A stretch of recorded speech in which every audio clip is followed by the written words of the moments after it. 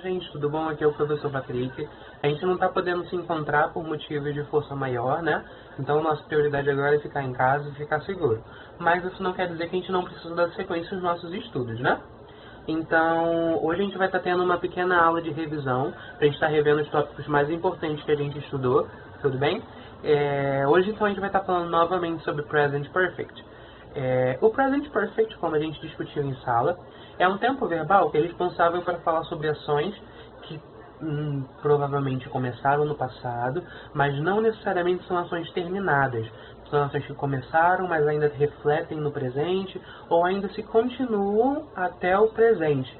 Um exemplo, né, eu posso falar assim, se eu falo em português, eu morei em São Gonçalo, a ideia que a gente tem é que essa ação já terminou. Eu morei e hoje eu não moro mais. Mas se eu falo assim, eu tenho morado em São Gonçalo por tanto tempo, a gente entende que é uma ação que continua. E é nessa parte aí que entra o Present Perfect, tá?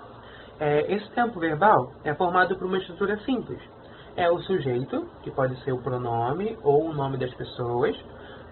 O verbo auxiliar, que seria o verbo have, né? O particípio do verbo principal, que a gente vai ver já como a gente forma ele, e mais um complemento. Então, no caso, o sujeito, I, auxiliar have, I have. O verbo live, morar, no particípio fica lived. Então, I have lived in São Gonçalo for 10 years, por 10 anos, um exemplo. Então, é uma ação que começou lá atrás, mas no momento essa ação ainda não terminou. É uma ação que ainda está em processo. Então, é para esse tipo de ação que essa estrutura funciona, tudo bem? Para a gente montar a afirmativa, a gente segue essa estrutura. Para montar a negativa, é simples também. Na frase, por exemplo, I have lived in São Gonçalo for 10 years. Para montar a negativa, eu só preciso acrescentar a palavra not, N-O-T, logo após o auxiliar have. Então ficaria I have not. E continua a frase normalmente. Então, I have not lived in São Gonçalo for 10 years.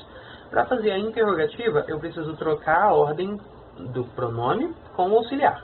Então, se na afirmativa é I have lived, na interrogativa fica Have I lived in São Gonçalo for 10 years? Trocar a ordem, pronome, auxiliar. Inverte. Tudo bem? Acho que deu para entender. Eu vou disponibilizar junto com o vídeo um material onde vocês vão estar podendo olhar, ler tudo lá, vai ter mais exemplos, acho que fica um pouquinho mais claro para vocês entenderem, tudo bem? Então, aprendemos a afirmativa, negativa e interrogativa. Como eu falei, a gente precisa usar o auxiliar have e mais o particípio do verbo. Quando a gente fala de verbos regulares, a regra geral diz que a gente precisa acrescentar ed no final do verbo. Mas tem algumas exceções que a gente vai ver agora, tá?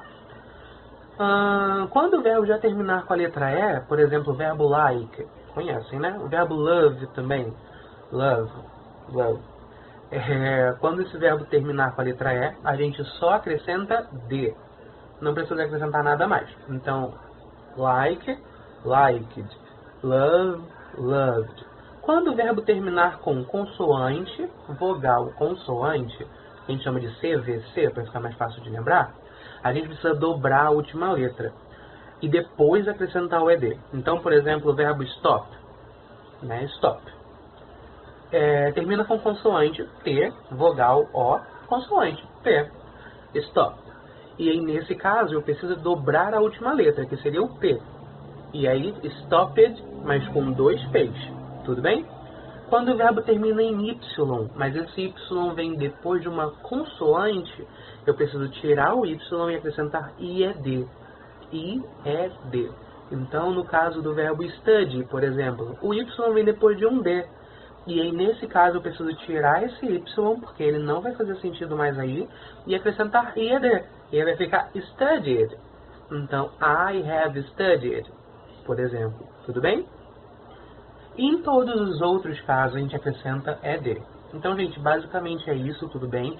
Como eu falei, eu vou disponibilizar junto com o vídeo um material para vocês estarem lendo e estudando. Espero que vocês estudem mesmo. E se Deus quiser, tudo isso vai terminar logo e a gente vai poder voltar aos nossos encontros presenciais, tá bom? Enquanto isso, um abraço e se cuidem.